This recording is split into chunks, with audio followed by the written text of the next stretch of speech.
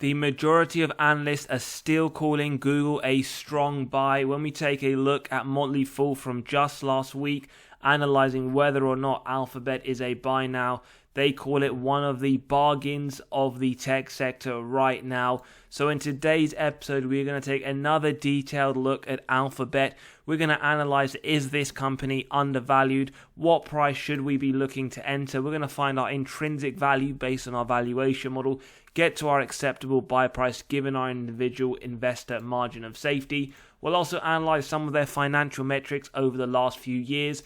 We'll take a quick look at whether institutions are continuing to put money into this company. We'll have a very brief look at how they fared over the last year as well as the last 5 years versus some well-known competitors.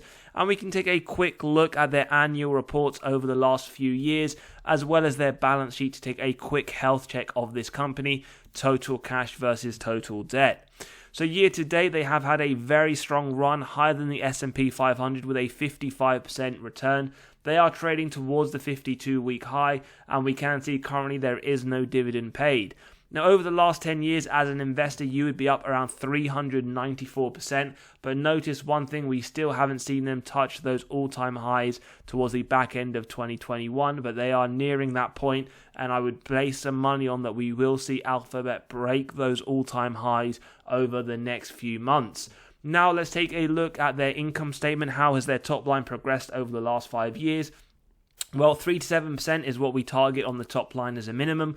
137 billion in 2018, 282 billion in 2022. A very strong increase, nearly 2 times their top line over the last 5 years, and on top of that, consistent annual growth. Very positive to see, with the trailing 12 months showing us that we expect 2023 to be another strong year of increases to their top line for Google. And as always, if you do subscribe and hit that bell button, you will be notified when they release their annual report, and we will do a deep dive on this channel.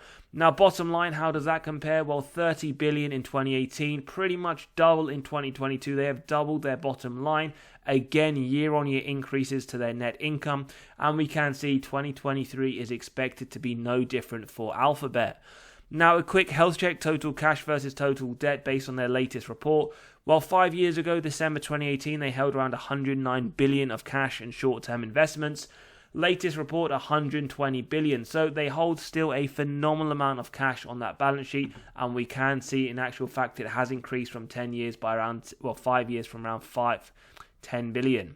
So total debt, how does that look numerically and directionally for Alphabet? Well, we can see they didn't have that much debt in 2018 in comparison to their total cash. 4 billion, now sitting around 30 billion. So yes, it has increased significantly, but we can see they have a ton of cash to pay that off at an instant if they needed to. Very quickly then, performances of other companies in the interactive media and services. We have Meta, Tencent, and a few others. So year to date, for those that are knowing, well, Meta has had a phenomenal run, up 180%, the best performing.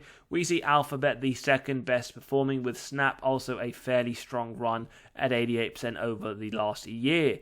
Now, when we extend that to the last 5 years, we see Alphabet up 170%, the second best performing in the competitors, second to only Snap at 227%. So it has had a phenomenal run over the last 5 years, but it is important to note that past performance never is an indicator for the future.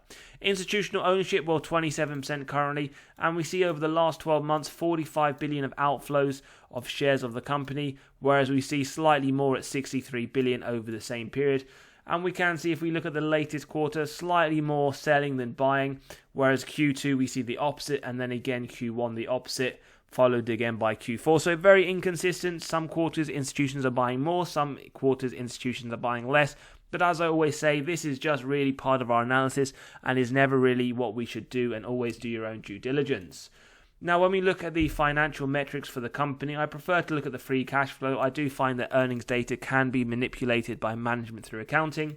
85 cents in 2013, and then we see $4.59 in 2022. So they have increased their free cash flow per share. It is very positive to see, around 4 times or 4 to 5 times increase over the last 10 years. 2023 expected to go even higher, so that is very positive to see. They are increasing and continually their free cash flow. Sales growth, 2 things to note here. One, very strong to see those double-digit increases year on year to the top line. 2023 is expected to slow down to 5%. I would just say something to bear in mind. Is this a case for Apple where their top line is starting to decrease, or was 2020 a one-off where we did see, for the first time in a long time, single-digit growth to the top line? So numerically, absolutely phenomenal increases, 55.5 billion to 283 billion, with 2023 expected to be just under 300 billion. Shares outstanding, well, we can see they have issued shares, they have bought back shares, quite a bit of both over the last 10 years, and over this 10-year period they have essentially bought back a net position of 400 million shares. One thing I would note on this in terms of Google, they do have a lot of high share-based compensation. If you haven't seen the other videos on Google, we do go through this. It is quite high in comparison to the other companies in the top 7, the top 10 sectors in terms of the tech sector. ROIC, typically 10% or more is what we target. It does give us faith that management are able to effectively allocate their capital.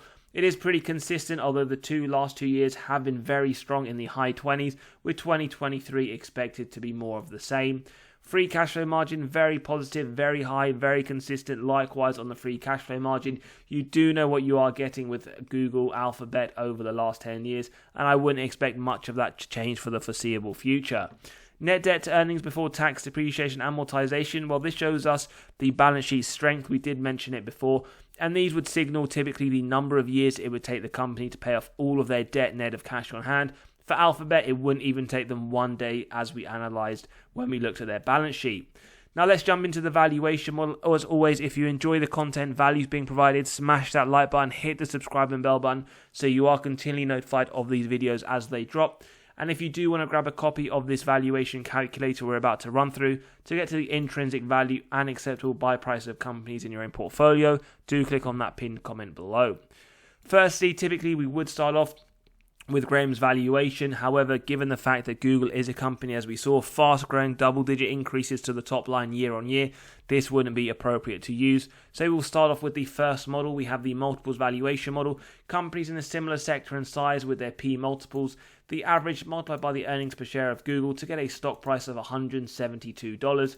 As we can see when we do take a look at the current trading price, we do see that it is above that 52-week high and above their all-time high. So there are some strong signs of undervaluation based on that model. But as always, we don't tend to look at one model in isolation and draw our conclusions towards the end.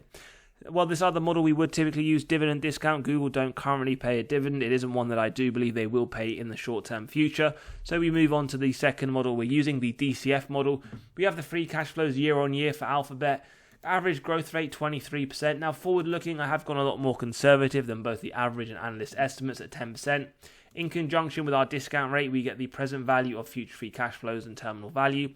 Add together with the cash, subtract total debt, get to the equity value, divide by shares outstanding to get a DCF price of 161. Again, both above the 52-week high and, as we can see, above that all-time high. So another sign of undervaluation. So in today's episode for Alphabet, essentially, the intrinsic value is just the average of these two models, and it comes to $166. Now, the current price is around $140. Margin of safety that we typically use if we believe it has a wide moat, strong financial metrics, good forward-looking data, is around 10%. Now, when we extend that to 15%, we can see it is still pretty much a buy at the current trading price. So for Alphabet, we do believe it has a 15% margin of safety in the current market. What do Wall Street say? Well, they believe there to be essentially around a 10% upside to the current trading price over the next 12 months. So in conclusion, for Google, we believe it has around a 15% margin of safety based on our estimates of the current value at today's price, and Wall Street effectively see around 10% upside over the next 12 months. As always though, let me know your thoughts in the comments below. Is Google one that is still undervalued? Do you still believe it is the cheapest in the tech sector?